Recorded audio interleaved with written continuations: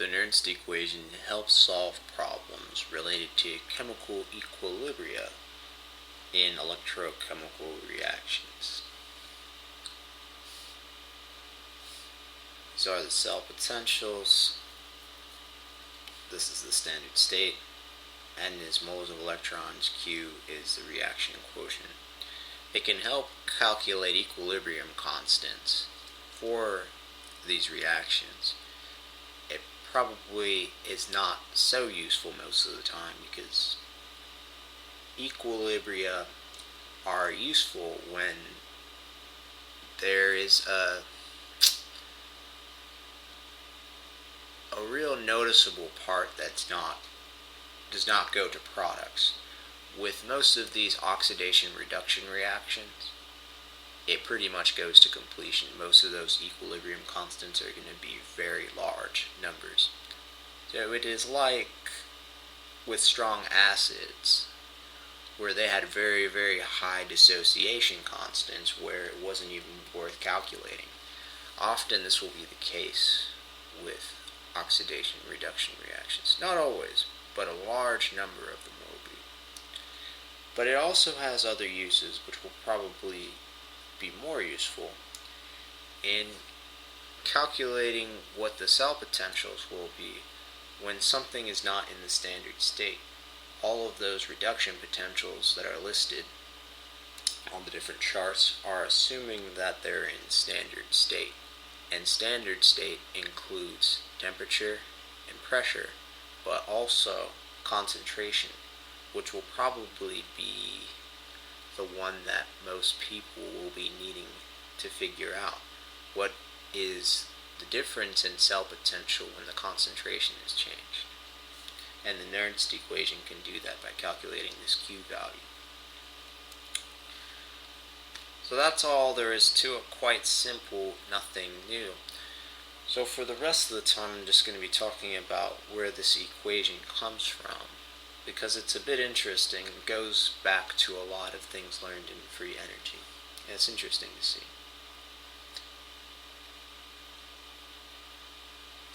So electrical potential, joules over coulombs. I always have to pause when I write coulombs because I always start writing Colombo instead, which is not correct. This can be written as work over the charge. Q is coulombs charge. And this minus sign is written, work is written with a minus sign here because it's written from the perspective of the system.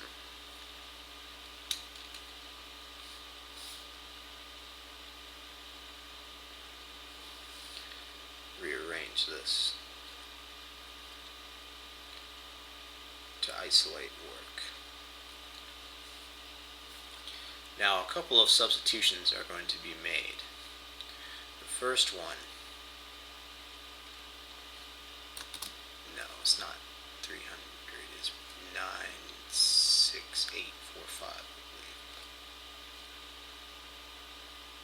Ah, damn, I did it again.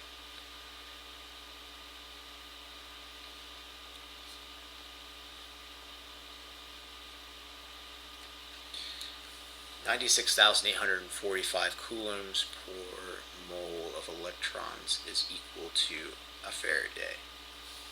So this is substituted in.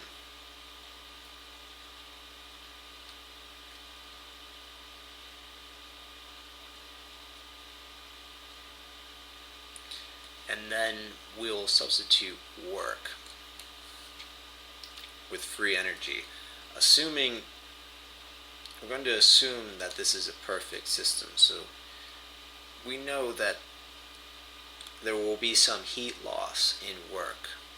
So we'll say, hypothetically, the max work and the max electrical potential, because in the transfer of electrons along a wire, some of that will be lost as heat as well, so it won't be perfect.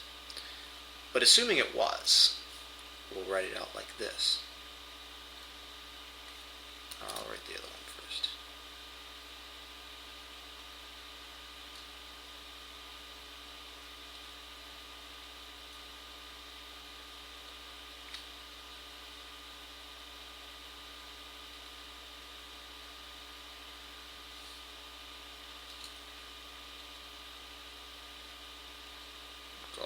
this too.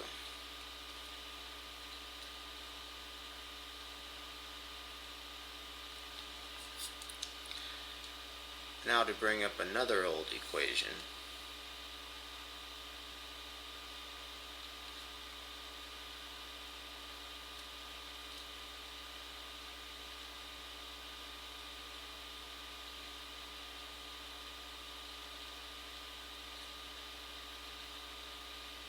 Yeah, now we just substitute this in.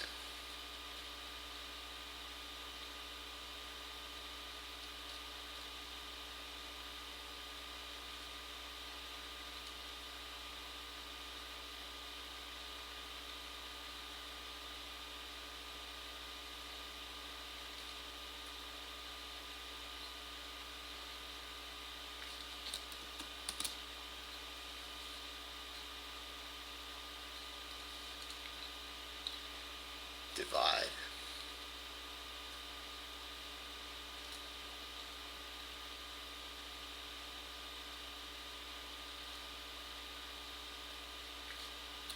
So that'll be a minus now.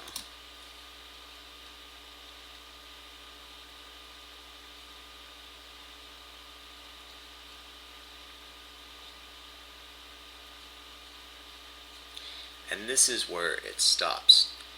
If I look at this equation,